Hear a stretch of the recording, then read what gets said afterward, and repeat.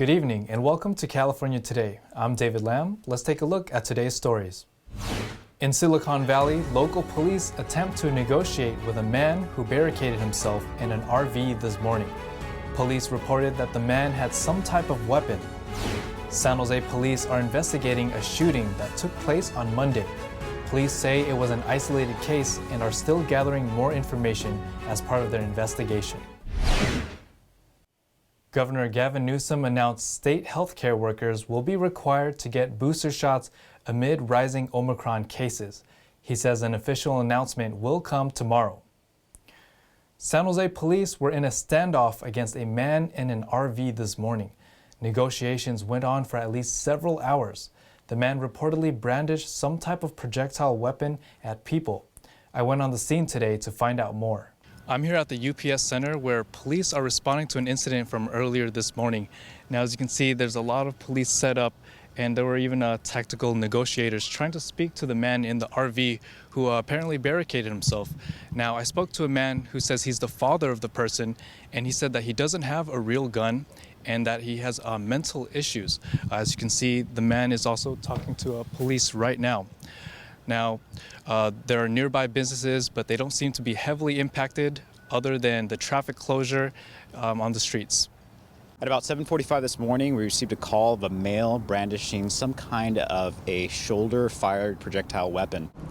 The incident happened outside a UPS center in San Jose. I'd like to highlight that every time that we have these types of calls and every time we have incidents, we always attempt to lead the individual towards a path that brings peaceful resolution, and that's exactly what our officers are doing today. He might have an airsoft rifle in there or something, but I heard somebody tried to rob him. A couple homeless people tried to rob him. Cognetti told NTD he's the father of the individual who lives in the RV. He wasn't able to speak to his son, but he says that his son is scared. Brian's 27. He's a good boy. He's a good kid. Never been to prison, nothing like that. And locals said they've seen the individual many times. Anxious all the time. When somebody walks up to him, he gets tensed, like scared, you know what I mean? So, mental issues, that's what I think, yeah. A police spokesperson said there were no injuries involved at the time. David Lam, NTD News, California. And after many hours, SJPD announced at 3:30 p.m. that the suspect is in custody and to be booked into jail for brandishing a weapon and outstanding warrants. More information and a photo will be released tomorrow. San Jose police are also investigating a shooting that took place on Monday. Police are asking members of the public to protect them, to contact them with any information that may assist in the investigation. NTD's Cynthia Kai has more. San Jose police say they are investigating an apparent isolated shooting that occurred Monday evening at Oak Ridge Mall. Police say around 6 p.m. Monday, they received reports of a shooting inside the mall, just outside the Forever 21 store. Police escorted upwards of 5,000 people outside of the mall. That search took, I believe, upwards of close to 5 hours. We did not locate a suspect. We still have not contacted a victim. Police confirmed they found shell casings from a handgun. On Twitter, police confirmed one person was shot. We still have investigators going out to the mall today, conducting some follow-up investigation. We spoke to mall management this morning. They relayed to us it's business as usual for them. The stores are back open. Again, business as usual at the mall. They are investigating surveillance video but are not yet releasing footage. This was an isolated incident. After the investigation, it was not an active shooter by definition. It was an isolated incident between two individuals. One individual produced a handgun and fired several rounds. Camarillo says it was lucky that no bystanders were hit. Cynthia Kai, NTD News, California. A Bay Area restaurant chain was broken into 5 times this year. The police are working with them to catch the culprits. They also have advice for business owners to avoid being a victim. Here's NTD's Eileen Ang with more on the story. Local Bay Area restaurant chain Noodle Talk has had its 3 stores broken into 5 times this year. 2 locations suffered 1 break-in each, while the restaurant in San Jose was broken into 3 times. The last time it was broken into was Thanksgiving. We have to replace our new doors, and then we have to close our business. The looting happened again and again, so our worker is really worried about their safety at their workplace. And then as the customer, our customer is considering their safety eating at our restaurant. So our business rapidly jumped. Burglars usually strike around 3 to 4 in the morning. Lena said it costs about $250 each time to replace the shattered glass. The burglars do not take much either because they don't keep a lot of cash in the restaurant as people pay with credit or debit cards. The first time, they got like $20. Second time, they only a couple coins. And then the last time, they really got like $40 because we raised the money in our cash drawer. We don't want they break it and the other stuff. She said they are thinking about reducing hours, but that would mean less business. They have been working with the police to pursue the case and hope to see results. The restaurant is one of many businesses that were broken into in 2021. Another business owner fears that her bubble tea shop will be the next target. I'm really worried about the next store. It will be me. So that's why we're here. We want to ask the government protect us. We want the police officer protect us. They blame Proposition 47, which reduced some felony charges to misdemeanors for the break-ins. Top 47 under $950, you don't have to go to jail. So people just do the free business by themselves. They just need a plumber and then stealing your money. And then you cannot do any punish to them. If you do something to them, you probably will go to the jail. So I can't believe the law is for the normal people. It's not for the criminal people.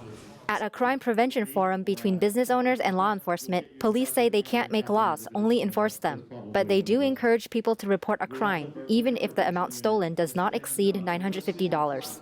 Burglaries in San Jose are still a priority. So when somebody calls in and says someone is breaking into their house or into their business, it is a huge priority for the police officers.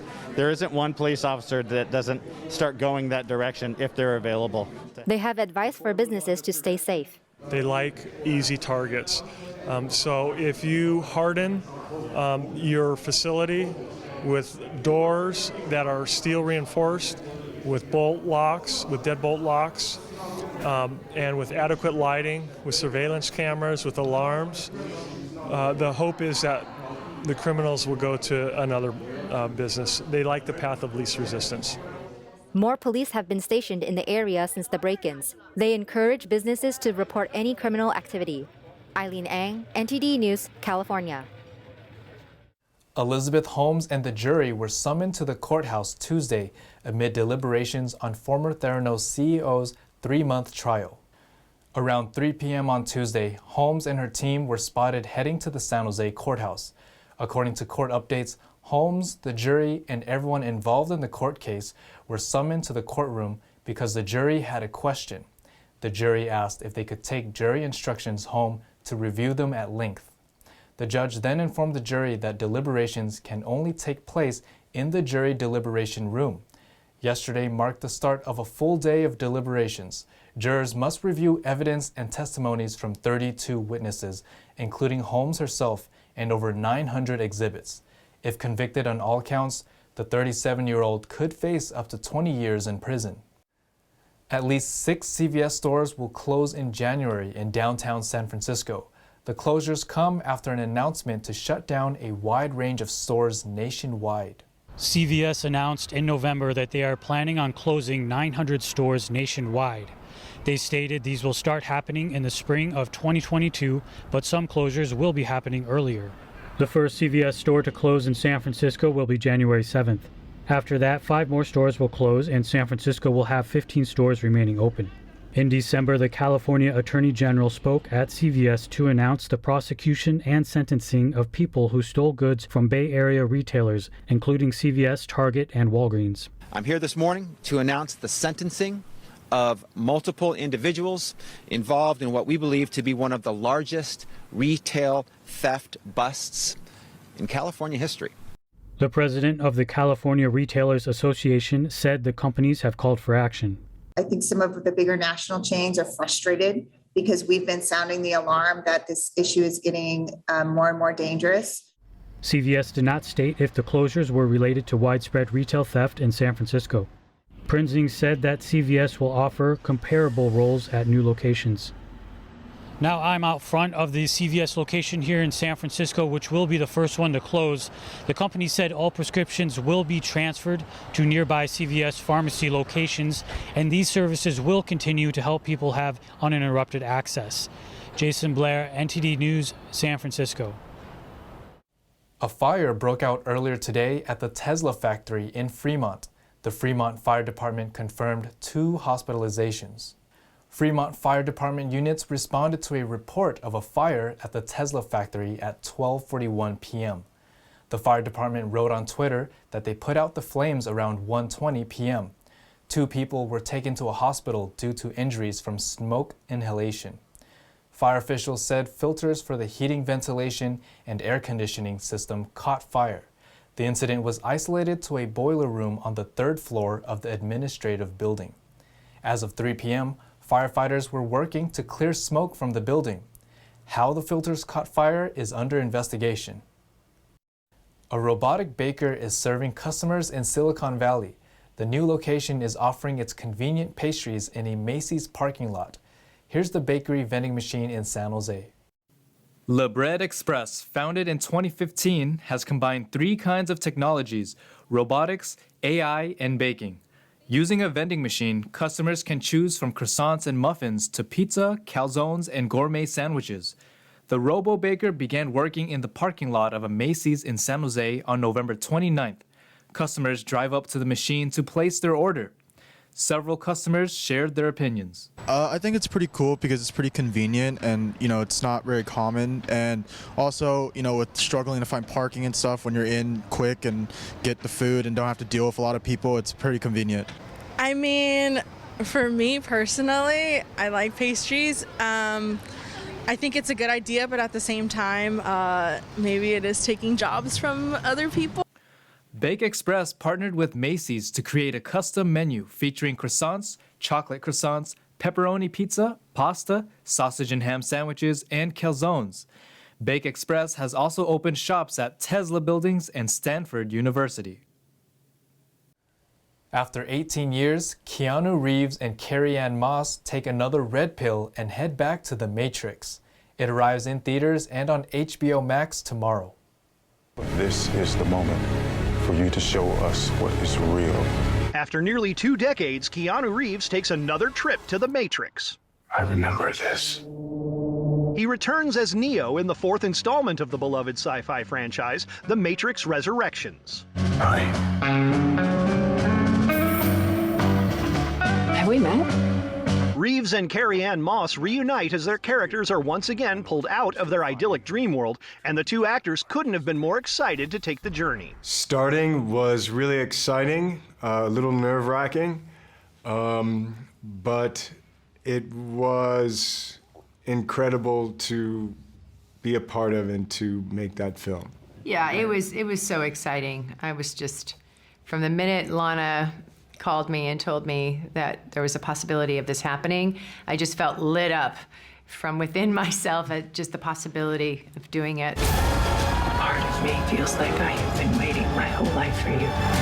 The pair had to undergo major training to get a new set of highly anticipated action sequences just right. Yeah, I love that part of making a Matrix movie. Lana Wachowski creates an environment for us to be able to do all that we can do. So we have like a dojo where we're coming together every morning and stretching and kicking and punching and learning our different choreographed parts of the movie. And then in the afternoon, we tackle any other physical things that we need to do, like the building jump.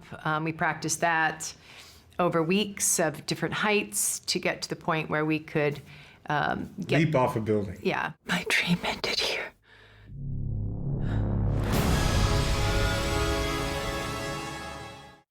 In Beverly Hills, holiday decor trends this year are showing some range. From glam to ultra luxury to 80s disco. NTD's Andrew Thomas has the details. This year, black trees, wreaths, ornaments, and black feathers are in. There are even stockings for the fireplace with black velvet and sequins. This year, it's all about luxe and sheen, with glittering metallic silver and gold to create accents against the black, for a glam retro 80s look. The big trends for 2021 are black, metallics. We've moved away from the green and red and we're going full on silver, sparkles, glam, glitz. We have disco, we have old Hollywood iconic ornaments, and it's all very fun and festive. Silver metallic animal ornaments such as rabbits and penguins are also in this year. From indoor decor trends to outdoors, the big trend for outdoor lighting this year is LEDs. But even more than past years, everything is getting lit up, and the festive scene should be good for business. Our researchers are projecting an 8.4% increase in retail sales this holiday season, and we're really excited about that. And it's across the board. We're looking at 10 to 15% increase in sales in brick and mortar stores, and e-commerce is expected to be up about 20% this year. On the streets throughout Beverly Hills, immersive large-scale holiday decor means about 1 million lights this year. It's a winter wonderland with towering palms wrapped in glowing lights. As Christmas music plays on the streets along tree-lined Rodeo Drive, teardrop lights drip from the palm leaves. Kathy Gahari, president of Rodeo Drive Committee, says the street has never looked better. I believe each tree has over 30 teardrops that are dangling down the leaves. We have gorgeous statues up and down, 11 statues that are our holiday helpers. They're here to help shoppers shop for their friends and family. We have, in the center median, we have 2 vintage cars as part of those vignettes. So the street is very festive. As the lights twinkle, shoppers enjoy the outdoors in one of the luxury capitals of the world. Beverly Hills promoted the outdoors during the pandemic, and businesses are seeing positive results. Andrew Thomas, NTD News. Now to Thomas Christian for our sports roundup.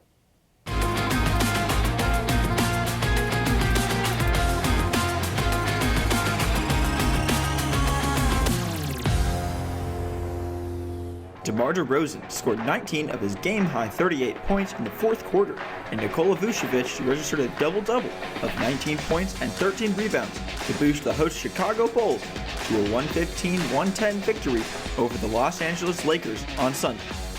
Missing several players in the COVID-19 protocols, the Bulls prevailed in their first action since a loss at Miami on December 11th. The team had 2 postponements during the past week, Lonzo Ball adding 19 points and Alex Caruso had 17 points and 9 rebounds. It was LeBron James keeping the Lakers afloat for most of the night with 31 points and 14 rebounds. Russell Westbrook narrowly missed a triple-double, collecting 20, 9 rebounds, and 8 assists, while Carmelo Anthony added 21, Isaiah Thomas had 13. They also finished in double figures. This was also LA's first game without Anthony Davis, who is slated to miss the next 4 weeks after suffering a sprained MCL in his left knee during Friday's loss to the Minnesota Timberwolves. Lakers 110, Bulls 115. Buddy Hield poured in 29 points, 18 of them in the fourth quarter as COVID-ravaged Sacramento rose up to defeat a visiting San Antonio Spurs. The Kings were without 6 players, including Marvin Bagley, De'Aaron Fox, Davion Mitchell, and Alex Len, as well as their interim head coach Alvin Gentry, and they were also missing several of the other staff members because of COVID.